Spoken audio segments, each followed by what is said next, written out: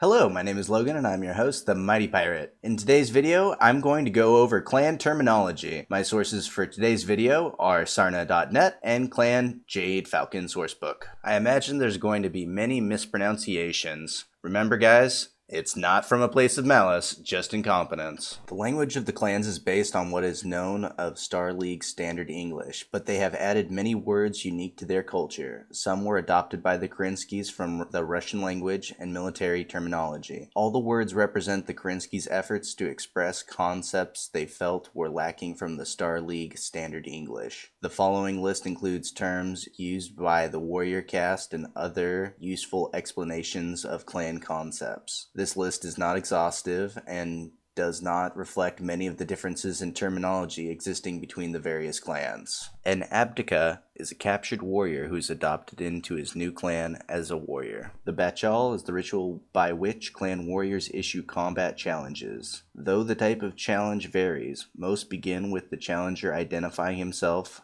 stating the prize of the contest, and requesting that the defender identify the forces at his disposal. The defender also has the right to name the location of the trial. The two sides then bid for what forces will participate in the contest. The subcommander who bids to fight with the least number of forces wins the right and responsibility to make the attack. The defender may increase the stakes by demanding a prize of equal or lesser value if he wins. The history of a blood-named warrior of a particular blood right is called the blood heritage. Blooding is another name for the trial of position that determines if a warrior cadet will qualify as a clan warrior. The candidate must first demonstrate physical prowess in personal combat by defeating at least one of the three successive opponents. If he defeats two or all three, he immediately ranked as an officer in his clan. If he fails to defeat any of his opponents, he is relegated to a lower caste. If the candidate is successful in the trial, a complex ceremony takes place. Blood name refers to the surname of each of the 800 warriors who stood with Nicholas Kerinsky during the Exodus Civil War. These 800 are the foundations of the clan's elaborate breeding program. The right to use one of these surnames has been the ambition of every clan warrior since the system was established. Only 25 warriors, which corresponds to 25 blood rights, are allowed to use any one surname at one time. When one of the 25 blood-named warrior dies, a trial is held to determine who will assume that blood name. A contender must prove his blood name lineage, then win a series of duels against other competitors. Only blood-named warriors may sit on the clan's councils or are eligible to become a Khan or Ilkhan. Most blood names have gradually become confined to one or two warrior castes, but certain prestigious names such as Kerinsky have shown their genetic value by producing excellent warriors in all three castes: mech warrior, fighter pilot, and elemental. A specific blood name lineage is called a blood right. 25 blood rights are attached to each blood name. As with the blood names, certain blood rights are considered more prestigious than others, depending largely on the blood rights history. Clans can keep prisoners taken during combat. These are called bondsmen, and are considered members of the laborer caste until the capturing clan releases them and promotes them back to warrior status. A bondsman is bound by honor, not by shackles. Custom dictates that even blood-named warriors captured in combat be held for a time as a bondsman. All bondsmen wear a woven bracelet called a bond cord. The base color of the bond cord indicates to which clan the individual is now bound, and the striping indicates which unit captured him. Clan society is rigidly divided into 5 castes: warrior, scientist, merchant, technician, and laborer. Each caste has many subcastes based on the specialities within a professional field. The warrior caste is based on a similar eugenics program that uses the genes of prestigious and successful current and past warriors to produce new members of the caste. These products of genetic engineering are known as trueborns. Other castes maintain a quality gene pool by strategic marriages within each caste. Anything or anyone who challenges the clan caste system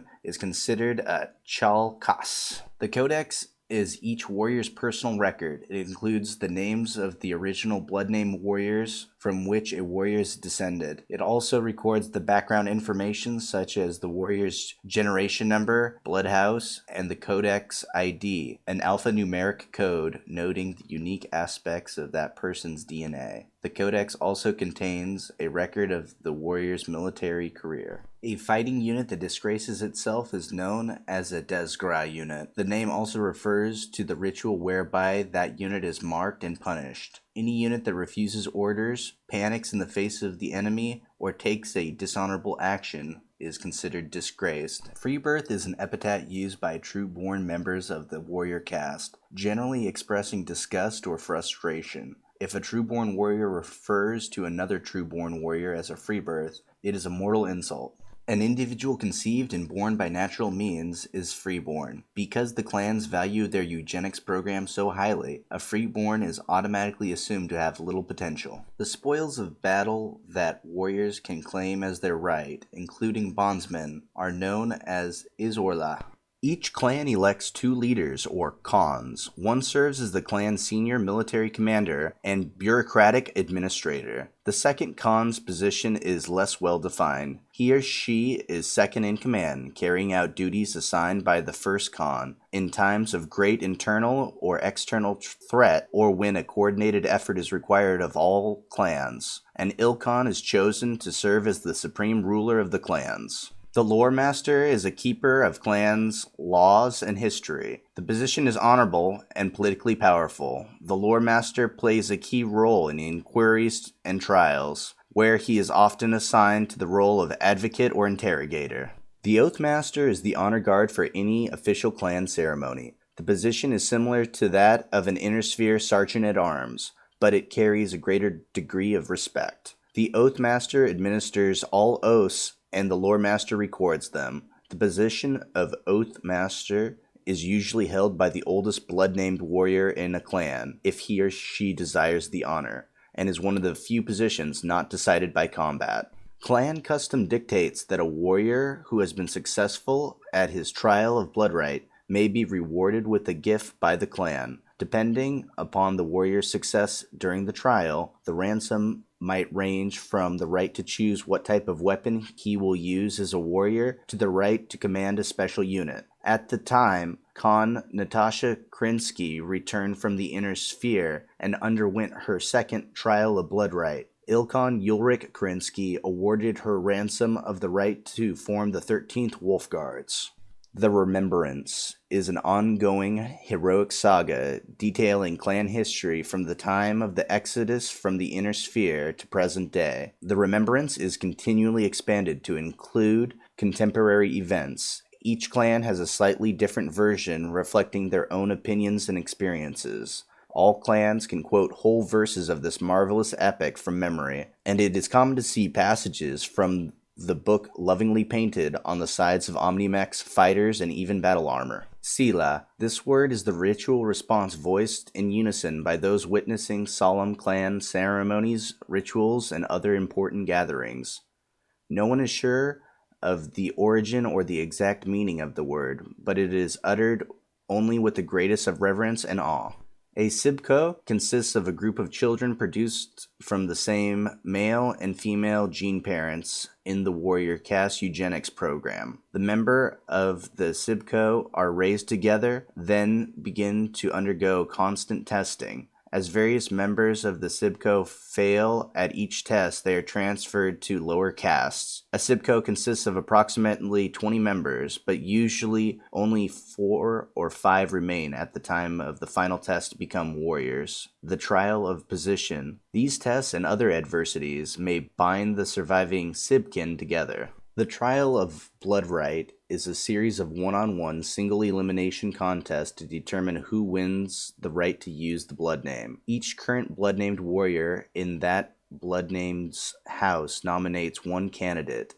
The head of the house nominates an additional candidate to fill 31 slots. The 32nd slot is fought for by those who qualify for the blood name but were not nominated. The nature of the combat is determined by coining. Each combatant places his personal medallion into the Well of Decision. An Oath Master or Lore Master releases the coin simultaneously so that only chance determines which coin falls first to the bottom of the well. The warriors whose coin lands on top chooses the manner of combat. Mech versus mech, bare-handed, mech versus elemental, and so forth. The other warrior chooses the venue of contest. Though these blood-named duels need not be to the death, the fierce combat and intensity of the combatants often leaves the losing candidate mortally wounded or dead. Trial of Possession. This trial resolves conflicts in which two or more clans claim the right to the same thing, be it territory, a warrior's genes,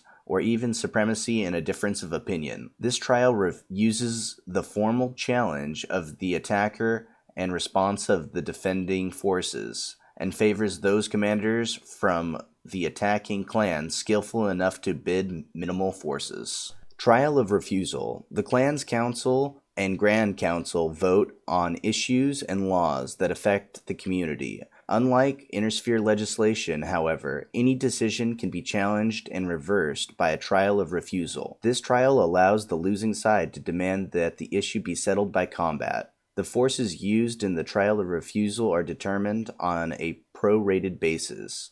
The faction rejecting the decision declares what forces they will use. The side defending the decision can field a force equal to the ratio of the winning to losing votes. For example, if the contested vote carried by a 3-to-1 margin, the attacking forces can field a force 3 times the size of the force of the challenging decision. Bidding usually results in using a smaller attacking force, however. Zelbruggen. This is the clan word describing the bloody rules used to regulate and ritualize duels. Zelbruggen means that the combatants engage in one-on-one duels, even if both sides have many warriors. Those not immediately challenged are honor-bound to stay out of the battle until the opponent is free, meaning he has defeated his enemy. To attack an enemy already engaged with an opponent is a major breach of clan code, usually resulting in loss of rank.